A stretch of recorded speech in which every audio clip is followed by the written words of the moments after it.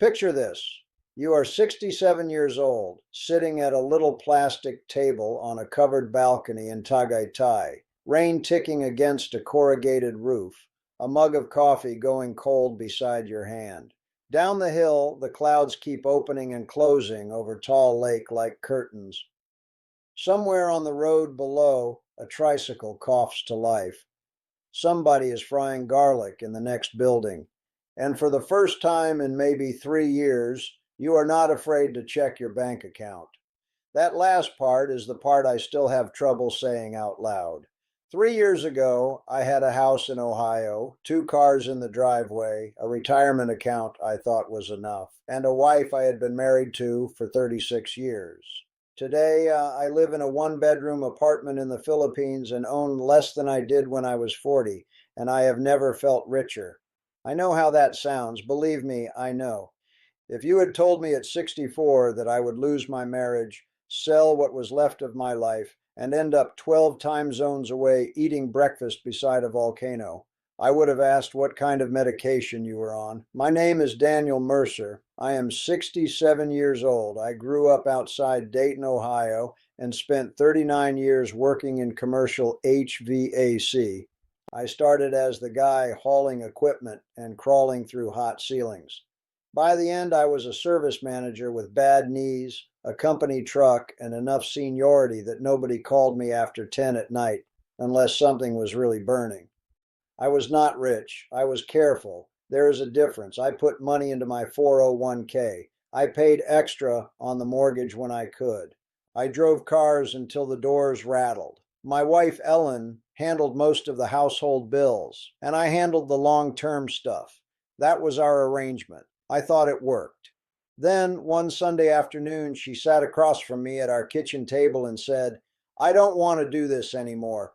No screaming, no affair confession, no plate thrown against a wall. Just a sentence so quiet I almost asked her to repeat it. 36 years, and it came down to 8 words. The divorce took 14 months. I am not going to turn this into a story about blaming my ex-wife. We had both been unhappy longer than either of us admitted. I worked too much. She had built a life that barely involved me. By the time we finally said it, the marriage had been dead for years, and we were just maintaining the property around it. But understanding that did not make the numbers hurt less. The house had equity, a lot of it.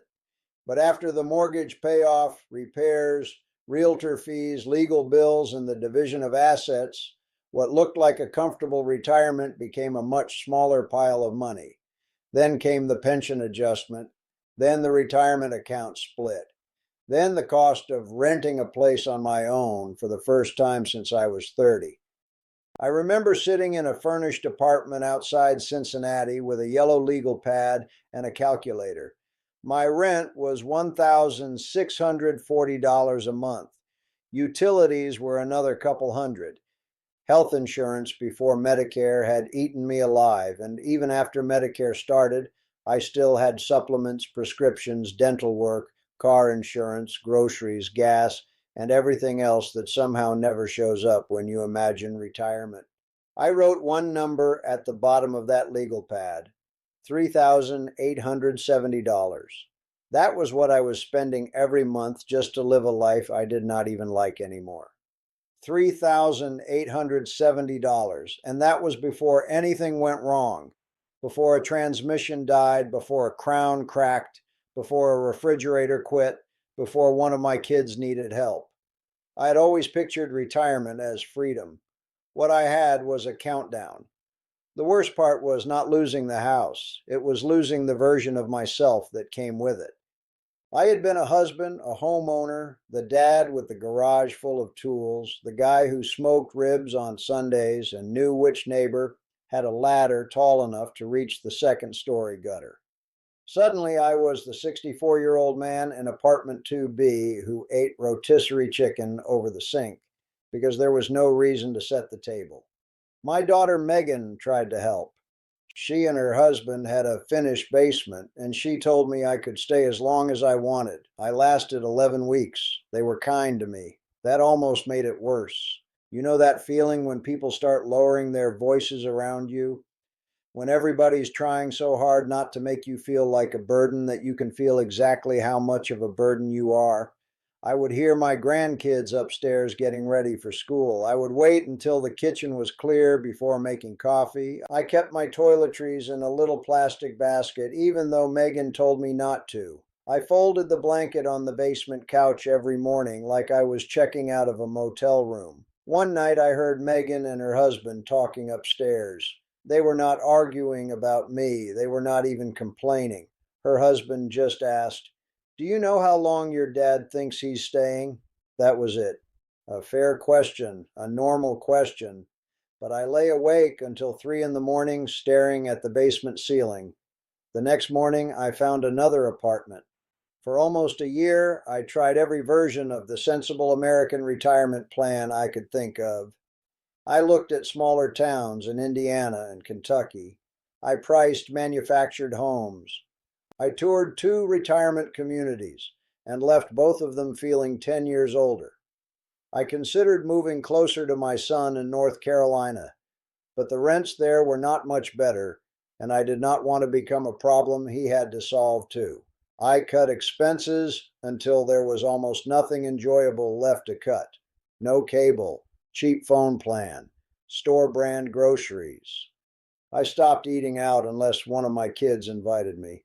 I sold the second car, I canceled a gym membership, and started walking at a mall because it was free and warm in winter. I was doing everything right, and I was miserable. The Philippines entered my life at 2 in the morning through a YouTube video. I could not sleep, so I was watching videos about retirement costs in different countries: Mexico, Portugal, Costa Rica, Panama.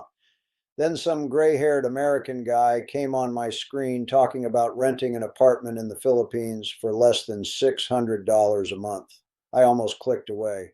My first thought was exactly what yours might be. Sure, $600 if you live in a hut with no air conditioning and a goat in the kitchen. I know. Famous last words. But I watched the whole thing, then I watched another, then another. At 4:30 in the morning, I had 12 browser tabs open and a legal pad beside me. Within a week, I was reading expat forums and Facebook groups, not the glossy travel pages. I wanted to hear from regular people, retired mechanics, teachers, truck drivers, former military guys, widowers, divorced men, couples living on Social Security, people who did not have a trust fund or a travel blog. Some of what I read scared me: visa rules, medical coverage, traffic, heat, scams, relationships gone bad, people who arrived with no plan and burned through their savings like teenagers. Good. I needed the ugly stories too. I did not want to fall in love with an idea. I wanted to try to kill it with facts. For 6 months, I researched the Philippines like I was preparing a bid for a major commercial job.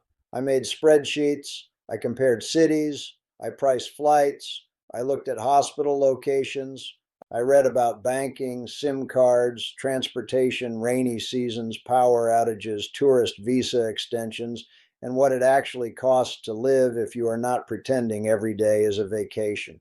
I kept coming back to Tagaytay.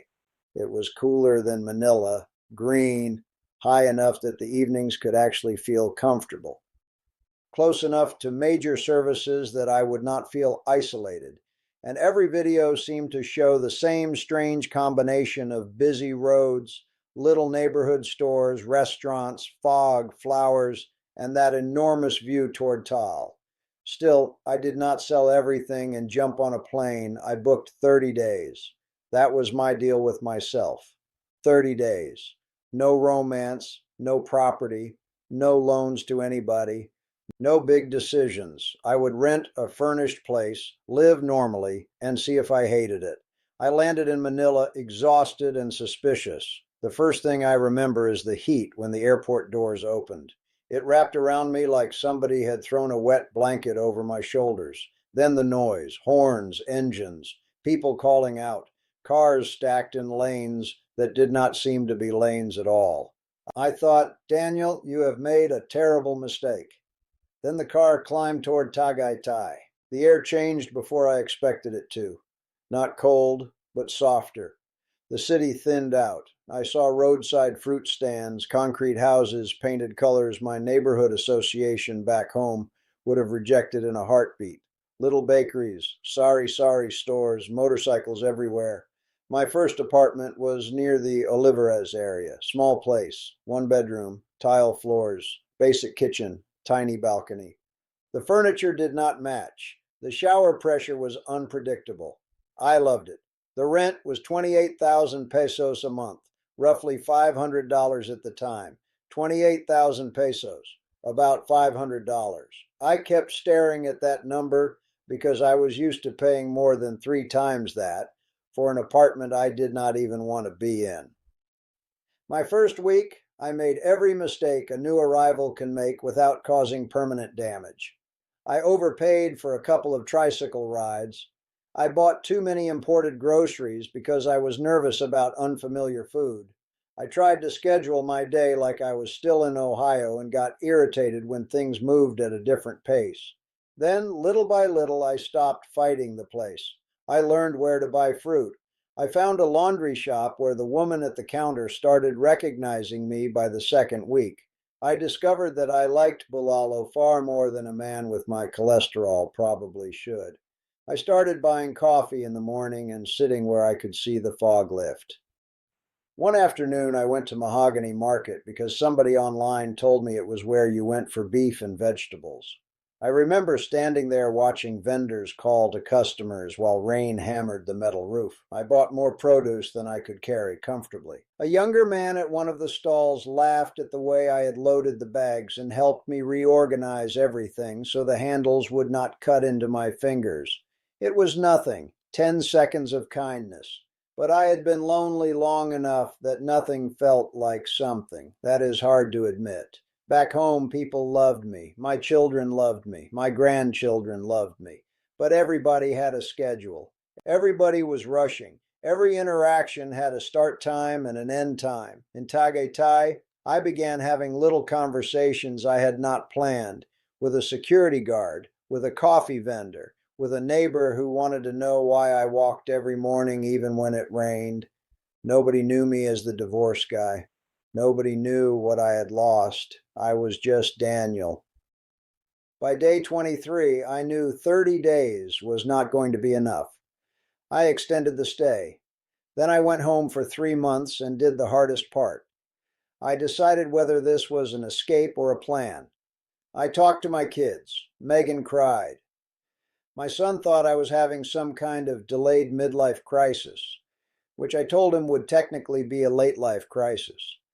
That did not help my case, but I showed them the numbers.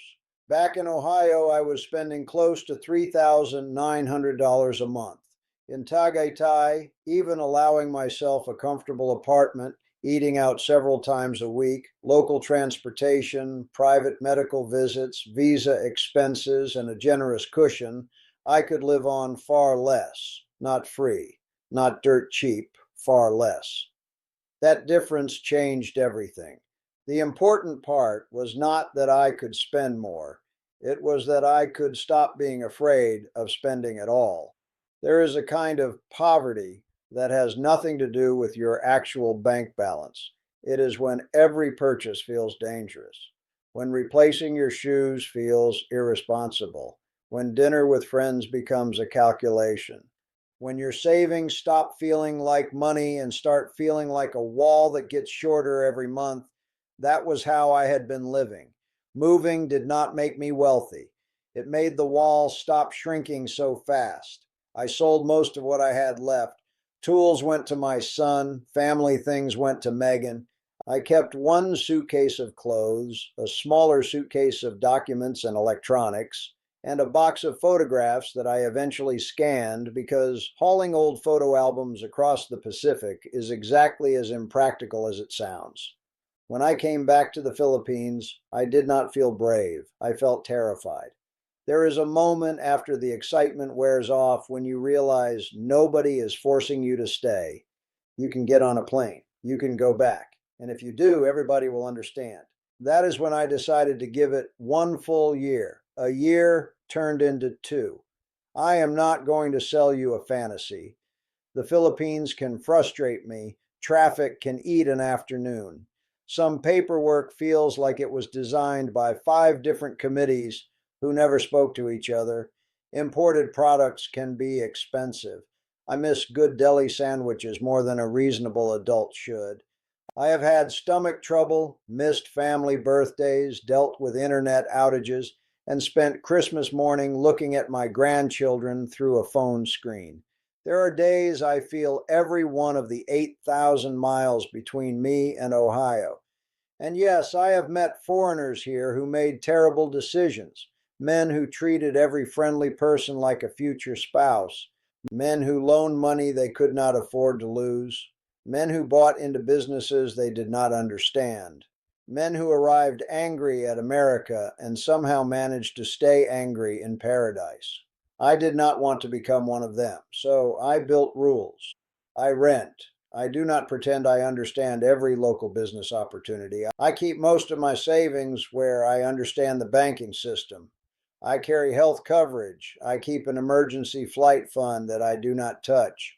I visit my kids. I do not lend money to people because I am embarrassed to say no, and I built a life that is boring in the best possible way. I wake up early. I walk before the roads get busy. I have breakfast at home most mornings. Twice a week, I meet a few other retirees for coffee. One is from Australia, one is from Michigan, and one is Filipino American and spent most of his career in California. We complain about our knees, exchange doctor recommendations, and argue about which place makes the best balalo as if national policy depends on it. I have people who notice when I do not show up. That matters more than I expected. My daughter asked me last year if I was lonely. I told her yes. She looked surprised. I said, "Lonely is not the same as alone." That is something I wish I had understood earlier. I was lonely in Ohio while living 15 minutes from family. I was lonely in a house full of furniture and wedding photographs. I was lonely in a basement where everybody loved me. Here I am alone more often, but I feel connected to my own life again. My expenses now are not identical every month, but they are predictable enough that I sleep well. My rent is still a fraction of what I paid back home. Local food is affordable if I shop like a person who actually lives here instead of trying to recreate an American supermarket aisle. I can take a friend to lunch without mentally subtracting the bill from the number of months I have left before my savings run out. That sounds small. It is not small. At 67, peace is not small. I still think about the divorce. Of course I do. 36 years does not disappear because you changed countries. Ellen and I exchange birthday messages now. Nothing dramatic, nothing bitter. I hope she is happy. I mean that. For a long time, I thought the divorce had taken my future. The house was gone. Half the retirement money was gone. The marriage was gone. My routines were gone. I looked at the life ahead of me and saw subtraction. Less money, less family around me, less time. What I could not see was that sometimes a life gets smaller before it gets clearer. I do not own much now. A decent laptop, a phone, some clothes, a rice cooker I use badly, a coffee mug with a chipped handle that I refuse to throw away, a few framed photographs of my kids and grandkids. That is about it. But I own my mornings. I own my decisions. I own the quiet feeling that comes from knowing my monthly expenses are not chasing me down a hallway. And I own something I had almost forgotten I was allowed to have, a future I actually want to wake up to. This morning, the rain started just after 6. I made coffee and carried it out to the balcony. The clouds were low enough that I could barely see the far side of the ridge. A neighbor downstairs was sweeping water away from his doorway. Somewhere nearby, a rooster was making a ridiculous amount of noise for an animal that small. I opened my banking app, not because I was afraid, just because I wanted to check something. Then I closed it, took a sip of coffee, and watched the clouds move over Tal. 3 years ago, divorce took the house, a painful piece of my savings, and almost every picture I had of what retirement was supposed to look like. Almost. It did not take the part of me that could start over. I just had to go a long way to find it.